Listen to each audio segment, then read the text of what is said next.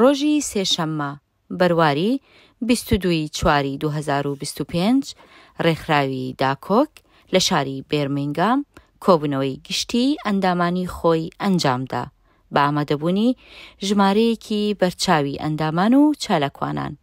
بۆ زیاتر گفتوگۆکردن و بیرڕاگۆڕینەوە و بەرەو پێشچوونی کار و چالاکیەکانی ڕێکخراوەکە. هەر لە کۆبوونەوەکەشدا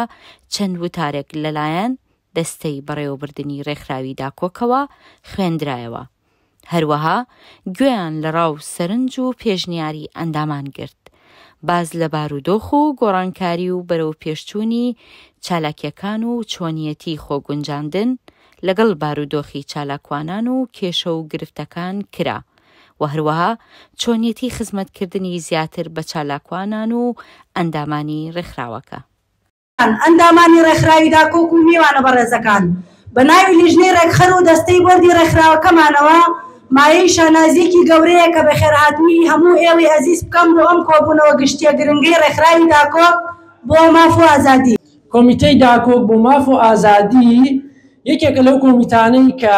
لە ژێر چەتری داکۆک سەپۆرت سەنتە کارەکات بۆ ئەوەی کە چالاکی سیاسی ئەنجام بدەین لە ڕێگەی ئەو کارانەی کە داکۆک ئەنجامی ئەدات، ئەو کۆڕوسیمینارانەی کە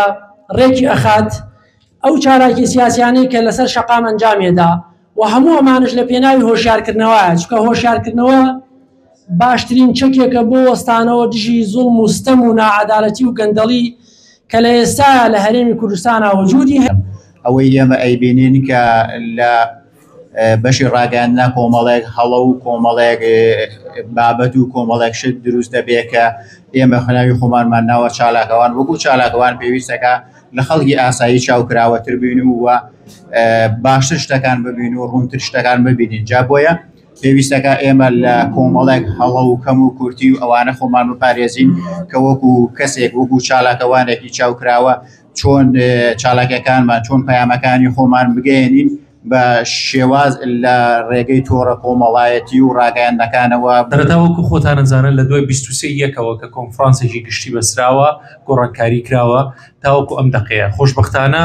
ڕێژەی 170 ئایدەکانی هەموو ئەندامان ناسنامەی داکۆک بۆ هەموو ئەندامان تەواو کراوە. ڕێژەیەکیش ماوە کە تاوەکو ئەم دقەیە تەواو نەکرابێت هۆکارەکەی بۆ گەڕاوەتەوە کە یاخود شێرکۆدەکە حازر نەبوو لەم دقەیەدا یاخود هەڵەیەک لە دیتێڵەکەی کەسەکەی هەیە کە ئەویش پێویستەکە گۆڕانکاریەک بکرێت تاوەکو ئایدەکەی چاپ بکرێت و بگەڕێتەوە بۆ دەستی ئەندامە بەڕێزەکان. تا وەکو دەست بەشخەرینەوەیەکان قسە بکەم ئەویش بریتێ لە ماڵپەڕی داکۆک کە بە خۆشبەختانەوە لە دوای هەوڵ و چانێکی زۆر توانیمان ماڵپەڕی داکۆکدا بمەزرێنین کە ئەویش بە هەوڵی تەواوی ئەندامان چ جای لە دەستەی بۆردا بێت یاخود ئەندامێکی ئاسایی بێت بە سوپاسەوە کە ڕۆڵیان هەبوو بێت لە دامەزراندنیا ڕۆڵیان هەبوو بێت لە بڵاوکردنەوەی بابەتەکانیدا لە هەمان کاتیشا ئەو برا ڕێزانەی کە لە دەستەی میدیان ڕۆڵیان هەبووە لەوەی بابەتەکانی ئەندامەکان وەربگرن و بڵاوی بکەنەوە لە بەشی ڕخنەوە بۆ چوونەکاندا. ئەوەی جێگەی باسس لەسەر ئەم ماڵپەڕە ئاماژەی پێ بدەم ماڵپەڕەکە بە زمانی ئینگلیزیە زمانی فەرمی ئەم وڵاتەیە تەواوی چالاکیەکانی ڕێکخراوی داکۆکی تێدا بڵاو دەکرێتەوە. بەڕاستی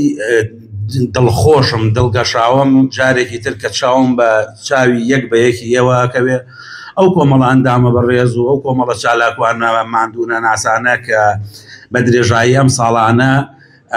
لە تاراوگە بەگشتی و ئێمە لێرە لە بەریتانیا بە تایبەتی توانیومانە شەقامی کوردی بە زیندویی بێڵینەوە و بتوانین پشت بە خودای گەورە و بە ماندوو بوونەکانی ئێوە و بە دەرکەوتنەکانی ئێوە بتوانین مشتێ بین لەو خەرمانەی کە لە ئێستادا دش بەم دەسەڵاتە